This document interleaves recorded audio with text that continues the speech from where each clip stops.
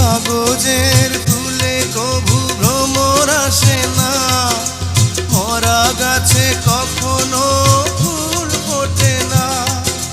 কলমের কালি যদি ফুরিয়ে যায়, জীবনের খাতা শূন্য থেকে যায়।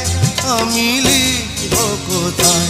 তুমি বন্ধু আমার চির সুখে থাকো, আমি একা সুখে দুঃখে হেসে যাব।